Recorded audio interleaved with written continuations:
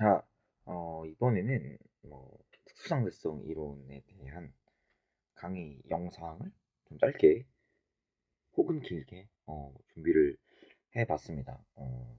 중간에 이제 그 앞에 부분으로 역학에 대한 얘기를 제가 여러 번 올렸었는데, 연력학 부분은 뭐 건너뛴다기보단 나중에 하는 걸로 하고, 특수상대성 이론 먼저 조금 얘기를 해 보려고요. 분량에 따라 뭐한 회차 혹은 두 회차로 나뉘어질 것 같아요. 그래서 이 특수상대성 이론은 앞에 이제 아인슈타인이 발표한 이론입니다. 여기 상대성 이론이라는 게 사실 기본적인 이름이고, 특수상대성 이론은 상대성 이론 중에 이제 특수한 경우에만 적용하는 좀 좁은 범위에서의 상대성 이론이고, 그 다음에 이제 일반 상대성 이론은 이제 모든 경우에 해당하게끔 상대성 이론을 확장한 거죠. 그래서 특수상대성 이론은 기본적으로 서로 일정한 상대 속도로 서로 운동하고 있는 관찰자들이 겪는 현상을 논합니다. 그래서 일정한 상대 속도, 그래서 서로 보기에 정지해 있거나 서로 보기에 등속도 운동하고 있는, 등속 직선 운동하고 있는 관찰자들끼리 경험하는 현상을 논하는 게 특수상대성 이론에서 할 이야기입니다. 그러니까 가속하지 않는 경우입니다. 가속하지 않는 경우에 적용되는 게 특수상대성 이론이고요. 그래서 일정한 속력 V, 광속에 가까운 일정한 속력 V 이런 언급들이 사실 나올 겁니다. 그래서 그 상대 속도란 무엇이냐? 관찰자 자신의 속도에 따라 대상의 속도가 다르게 보인다라는 거죠.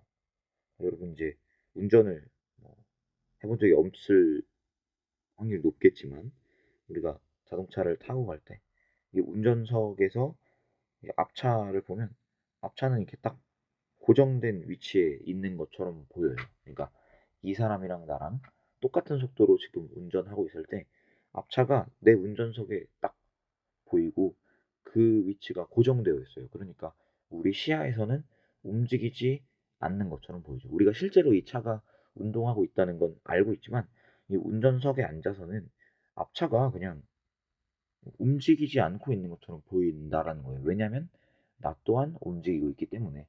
근데 앞차가 나보다 빠르게 움직인다면 내 시야에서 점점 멀어져 갈 거고, 앞차가 나보다 느리게 움직인다면 내가 앞차에 점점 가까워지면서 이제 들이받는 경우가 발생하겠죠. 그래서 내 속도가 어떠느냐에 따라 대상의 속도가 다르게 보인다는 게 상대 속도고요. 그래서 이러한 논의, 그러니까 상대론에 대한 논의는 굉장히 옛날부터 전개되어 왔었습니다. 그러니까 뉴턴 역학이 한창이던 시절에도 이 상대의 속도 자체는 구할 수 있었어요. 그래서 어떻게 구하냐? 어, 우리가 여기 영어식 표현, 그러니까 서양어식 표현이기 때문에 A가 본 B의 속도, 그러니까 V하고 여기 붙는 게 주어가 본 목적어의 속도다, 이렇게 생각하시면 되겠고요. 그래서 뒤에 나오는 어찌됐든 B의 속도인 거기 때문에 B의 속도를 먼저 쓰고요. 그 다음에 A의 속도를 빼줍니다. 근데 이때 속력이 아니라 속도이기 때문에 부호가 명확하게 적용돼야 합니다. 그러니까 부호를 잘 지켜야 돼요. 그래서 방향이 같으면 그냥 플러스에서 플러스를 빼니까 절대값이 작아질 거고요. 방향이 반대라면 플러스에서 마이너스를 빼기 때문에 이제 절대값이 커질 겁니다. 그래서 방향이 반대다, 그럼 서로 빨라 보일 거고요. 그 다음에 방향이 같다, 그러면 서로 느려 보일 겁니다. 시 작아짐. 그래서 제가 절대값이라는 얘기를 했는데요. 그래서 중요한 건 뭐냐면, 이 밑에 있는 거는 위에는 그 뉴턴 역학적인 고전 역학적인 상대 속도 계산식인데요. 이러다 보니 어떻게 되냐면 서로 그러니까 뭐 불가능하겠지만 아니죠. 가령 뭐 서로 쉽지 않겠지만 서로 2분의 1 C로 다가오고 있는 경우 생각하면, 우리 방향이 반대니까 하나는 플러스 하나는 음수로 씁시다. 그럼 요거 A가 본 B의 속도는 일단 B의 속도 마이너스 2분의 1 C에서 내 속도 A의 속도 2분의 1 C를 빼는 게 되니까요. 마이너스 C, 그러니까 C라는 광속의 속력으로 다가오는 것처럼 느껴질 거고, 근데 상대론적 결론에서 그런 일이 일어나면 안 되기 때문에 요것을 어떻게 하냐? 요 밑에 있는 여기 요렇게 로렌츠 인자랑 굉장히 비슷하게 생긴 여러분 로렌츠 인자를 외워둘 필요 전혀 없습니다. 그냥 광속에 도달하는 거, 빛의 속력 C에 도달하는 걸 막기 위한 어떤 장치로서 요게 이 부분이 존재한다 생각하시면 되겠고요. 결국 어떤 C 이상의 속력으로 보이는 일은 불가능하다. 질량을 가진 물질은 C 이상의 속력을 도달하는 것이 불가능하다라고 생각하시면 되겠습니다. 근데 그래서 여기서 포인트는 어떤 게 포인트냐면요. 우리 위의 식을 그냥 그대로 쓴다면 고전역학적인 상대 속도식을 그대로 쓴다면 A가 본 B의 상대 속도와 B가 본 A의 상대 속도가 크기가 같고 어때요? 부호가 반대다. 그러니까 서로 바라본 속도의 크기, 그러니까 속력은 동일하다는 게 포인트입니다. 그래서 첫 번째, 1번 서로 바라본 속력이 같습니다. 속력이 동일. 그래서 A가 봤을 때 B가 뭐 0.5c라는 속력으로 움직인다. 그럼 B가 봤을 때 A도 속력은 0.5c예요. 물론 방향은 반대입니다. 서로 인지하는 속력의 크기가 동일하다는 게 일단 상대론에서 우리가 꼭 알고 있어야 되는 첫 번째 내용입니다. 서로 바라보고 있는 속력이 동일하다. 이거 중요한 부분이에요. 그 다음에 이제 상대성 원리. 여기 뭐 마이컬슨 몰리 실험하면서 우리가 에테르를 발견하려 했지만 발견하지 못했어요. 그래서 빛은 뭐 파동이지만 전자기파라고 해서 파동이지만 매질이 없는 것 같다. 매질이 없이도 진행할 수 있는 파동이기 때문에 그래서 아인슈타인은 어떻게 해석했냐? 빛의 속력은 어떤 곳에서든 C로 일정하지 않을까 하면서 특수상대성 이론이 시작하는데 그 특수상대성 이론의 두 가지 가정 1번 상대성 원리입니다. 그래서 이건 서로 다른 관성계에서 물리 법칙이 동일하게 성립합니다. 근데 어떤 포인트예요? 운동하는 궤적은 다르게 보일 수 있다. 우리 이거 가지고 계속 논의할 겁니다. 특히 빛의 궤적이 다르게 보일 거라는 거. 우리 이거 꼭 인지해야 돼요. 두 가지 뉘앙스의 차이가 있습니다. 물리 법칙은 동일하게 성립해야 돼요. 그런데 운동 궤적 자체는 달라 보일 수 있다. 그러니까 서로 다른 운동 궤적을 똑같은 물리 법칙을 설명할 수 있는 그런 상황이라고 생각하시면 되겠습니다. 자, 근데 그렇다면 이제 관성계라는 말이 나왔는데 이 관성계가 뭔지 논의를 해봐야겠죠. 관성계는 관성 법칙이 성립하는 게 관성 법칙은 뭡니까? 알짜 힘 0이면 운동 상태 유지, 그러니까 운동량 유지. 그래서 고전역학적으로 질량이 안 바뀐다고 하면 이제 V의 속도 값이 유지된다라고 생각하시면 되겠습니다. 그러니까 R자임이 0이면 정지해 있거나 혹은 등속 직선 운동하고 R자임이 0이 아니면 정지하거나 등속 직선 운동할 수 없다라는 겁니다. 그게 F는 M이죠. A는 M분의 F인데 이 F가 R자임입니다. 만약에 이게 F가 0이 아니면 가속도도 0이 아니기 때문에 델타 V가 0이 아니라는 얘기입니다. 속도가 변할 거라는 거. 이게 관성 법칙인데요. 어떠한 계에서는 이 관성 법칙이 성립하지 않는다라는 거죠. 되게 이상한 말이죠. 관성 법칙이 성립하지 않는다라는 게. 우리가 그럼 지금까지 배웠었던 물리 법칙은 뭡니까? 근데 관성 법칙이 성립하지 않는 게를 우리가 본 적이 있어요. 그래서 가장 와닿을 만한 예시를 보여주자면 우리 버스를 탔을 때 버스 안에서 버스가 출발하려고 할 때 손잡이의 모습을 보면 요렇게 돼 있을 거라는 걸 본 적 있을 거예요. 이렇게 뒤로 쏠려 있는 출발하려는 방향이 뒤로 쏠려 있는. 그래서 이 버스에 있는 사람이 봤을 때 이 손잡이는 이 상태로 정지해 있습니다. 근데 정지해 있으려면 어떻게 해야 돼요? 알짜임이 0이어야 됩니다. 근데 이 상태에서 작용하는 알짜임이 0입니까? 기본적으로 중력이 있습니다. 중력 mg가 있고요. 그 다음에 또 작용하는 힘이 장력이 있는데요. 장력이 작용하는 방향을 한번 보시겠습니까? 장력은 어느 방향으로 작용해요? 장력은 끈의 방향, 실의 방향으로 작용하죠. 그러니까 이 방향으로 작용하는 거예요. 이렇게 작용합니다. 자, 그럼 이 두 가지 힘, 이제 얘네들이 갖고 있는 이 손잡이가 갖고 있는 최종적인 힘이라고 볼 수 있겠고요. 이 두 힘을 이제 더할 수가 있죠. 이렇게 평행사변형법으로 이 물리원에서는 이걸 계산하라고는 하지 않습니다. 근데 어찌됐든 더해놓고 보니까 어떻게 되냐면 알짜 힘이 0이 아닙니다. 정지인데 알짜 힘이 0이 아닌 상태예요. 언제? 버스 안에서는. 자, 다시 버스 안에서는 정지했지만 알짜 힘이 0이 아닌 상태입니다. 이거는 관성법칙 성립하는 건가요? 안 하는 거죠. 그쵸? 그래서 이런 버스 안 같은 어떤 상태? 출발하려는, 그러니까 정지 상태에서 운동하는 상태로 바뀌는, 뭐 하고 있는? 가속 중인 경우에는 이 관성 법칙이 성립하지 않는구나. 자, 그런데 이게 버스가 항상 손잡이가 저렇게 돼 있지 않잖아요. 버스가 이제 등속 운동을 하고 있는 경우, 등속도 운동 중일 때 등속 직선 운동한다.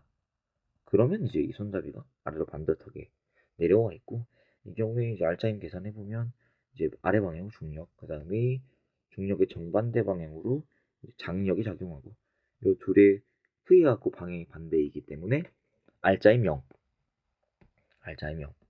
그러면 잘 안 보이죠. 알짜임이 0인 경우, 이 버스 안에서는 알짜임이 0이기 때문에 정지한다. 그래서 등속 직선 운동인 버스 안에서는 관성 법칙이 성립하고요. 그 다음에 가속 중인 경우에는 관성 법칙이 성립 안 한다는 걸 볼 수 있죠. 요것을 우리 밖에서 본다면 가속 중인 버스에서 손잡이가 이렇게 돼 있으니까 알짜임이 이렇게 남아 있잖아요. 얘는 이 손잡이 또한 가속 운동 중이기 때문에 알짜임이 있어야 돼요.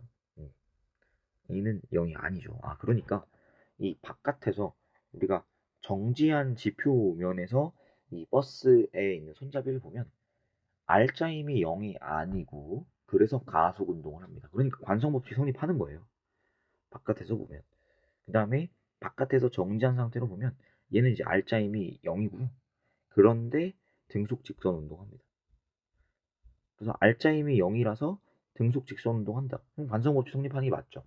그러니까 F는 ma, 뉴턴 법칙 성립하는 게 맞죠. 그렇기 때문에 가속 중이지 않은 계를 관성계라고 합니다. 이 관성계에서는 물리법칙이 동일하게 성립한다라는 게 상대성 원리입니다. 우리가 지금 방금 확인했잖아요. 그렇죠? 관성법칙, 그 다음 F는 ma가 관성계, 가속 중이지 않은 계에서는 동일한 물리법칙이 성립하는데, 가속 중인 계에서는 여기 물리법칙 F는 ma가 성립 안 하는 모습이 보이고 있습니다. 그래서 우리는 어디서 얘기할 거냐? 특성대로는 일단 관성계에서 얘기합니다. 서로 다른 관성계에서 궤적은 달라 보일 겁니다. 이 포인트 재밌죠? 근데 물리 법칙은 동일하게 설명할 수 있어야 합니다. 그 다음에 두 번째 과정인 아인슈타인의 두 번째 과정, 광속 불변 원리. 이게 되게 이상한 거거든요. 우리 제일 먼저 위에 뭐 했습니까? 상대 속도 측정 했잖아요. 근데 광속은 상대 속도 측정을 안 하겠다라는 거예요. 그러니까 우리가 상대론이라는 게 모든 것을 상대적으로 측정하겠다는 거, 관찰자의 운동 상태에 따라 다르게 보일 수 있는 이 상대적인 현상을 빛만큼은, 광속만큼은 그냥 C로 무조건, 어떠한 관찰자 상태가 어떻게 되든 간에 무조건 C다 라는 얘기, 관성계에서만 일단 해볼 겁니다. 그러니까 서로 정지해 있거나 서로 등속 운동 하고 있는 이 친구들끼리, 얘네들이 서로 다르게 움직이는, 정지해 있는 상태, 그 다음 운동하는 상태, 서로 다르게 보겠지만 그럼에도 불구하고 빛의 속력은 C로 측정이 될 거다라는 게 포인트입니다. 다른 모든 속도, 빛이 아니라면 상대 속도 적용해야 되지만 빛은 절대적인 속도를 적용하겠다라는 얘기입니다. 그래서 어떤 느낌이냐면 모두 다 상대론이 적용되는데 빛만 절대적으로 취급하는 거죠. 그러니까 얘만 특혜를 주고 있는 상황이에요. 그러다 보니까 다른 모든 것들에 균열이 생기기 시작하죠. 다른 모든 것들이 우리가 일반적으로 고전역학에서 파악하던 거랑 완전히 다르게 흘러가게 됩니다. 그래서 그게 맨 처음 나오는 예시가 동시성의 상대성입니다. 자, 그래서 여기 중요한 포인트 제가 적어놨는데요. 한 장소에서 동시에 일어난 사건과 두 장소에서 동시에 일어난 사건을 다르게 취급할 겁니다. 그래서 한 장소에서 동시에 일어난 건 무조건 동시에요. 반드시 동시에 했다. 근데 두 장소에서 동시라고 관측된 경우는, 그러니까 어떤 관성계, 관성계 1에서 봤을 때 두 장소에서 일어난 사건이 동시에 일어났다고 한다면, 관성계 2에서는 그거는 동시가 아니었는데 라고 관측할 수 있죠. 둘 중에 누가 맞아요? 모릅니다. 근데 한 장소에서 동시에 일어났다고 관성계 1에서 관측한다면, 그럼 다른 관성계, 관성계 2에서도 한 장소에서 동시에 일어나는 건 반드시 동시에 발생한 것으로 봐야 합니다. 그렇게 안 보면 틀린 겁니다. 오케이? 이게 무슨 말이냐면, 한 장소에서, 그러니까 어떤 사람이, 어떤 사람 A가 옆에 있는 사람 B를 총으로 쐈다라고 봅시다. 총으로 쐈어요. 총으로 쏴서 총알이 B에게 닿는 사건이 발생을 할 거예요. 그 다음에 그러면 이제 곧이어 B가 죽는 사건도 발생하겠죠. 그래서 1번 총알이 B에 도달하는 사건. 그다음에 2번 그래서 B가 죽는 사건이 일어날 겁니다. 그러니까 뭐 굉장히 예리한 사수여서 뭐 급소를 정확하게 쐈어요. 그래서 맞자마자 즉사했다라고 생각합시다. 그래서 요 관성계에서 봤을 때 요거를 옆에서 C라는 사람이 지켜봤는데 C의 관성계에서 봤을 때 총알이 B의 도달과 B가 죽는 일이 동시에 관측되었습니다. 그럼 B는 왜 죽은 거죠? 총알을 맞았기 때문에 죽었어요. 총알을 안 맞았는데 갑자기 B가 죽을까요? 여러분 지금 살아있잖아요. 그렇죠? 근데 갑자기 죽는 일이 발생하려면 뭔가 이제 이런 일이 발생해야 되죠. 뭔가 이제 어떤 느낌인지 알겠죠? 근데 가령 다른 어떤 관성계 D의 관성에서 봤을 때 총알이 B에 도달하는 사건과 B가 죽는 사건이 동시가 아니었다. 가령 내가 보기에는 B가 먼저 죽었고 그다음에 그 다음에 총알이 B에 나중에 도달했다. 했다라고 본다면요.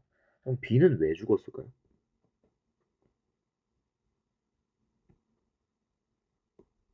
B는 총알 때문에 죽었어야 되는 거 아닌가요? 근데 총알이 B에 나중에 도달하면 B가 먼저 죽었을 수가 없잖아요. 그렇죠? 이거는 모순이 발생합니다. 그러니까 이 이유는 이제 인과성이 깨지게 되거든요. 그래서 요 한 장소에서 동시에 일어났다고 관측된 사건은 다른 관성계에서 봐도 동시에 일어난 것이 아니면 안 됩니다. 그럼 인과성이 무너지기 때문에. 그런데 두 장소에서 동시에 일어난 사건은 반드시 동시에로 관측될 필요가 없고 동시에 발생하지 않은 것으로 관측될 겁니다. 그게 동시성의 상대성입니다. 그래서 한 장소 동시는 절대적입니다. 한 장소 절대 동시고요. 그 다음에 두 장소 이상에서 동시에 일어난 것은 상대 동시입니다.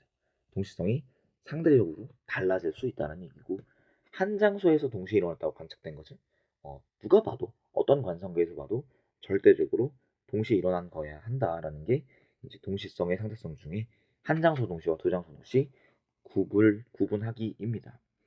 그래서 이런 예시가 어떤 게 나오냐면 요거까지 하고 우리가 좀 더 얘기를 해봐야겠네요. 2편으로 나눠서 진행하겠습니다.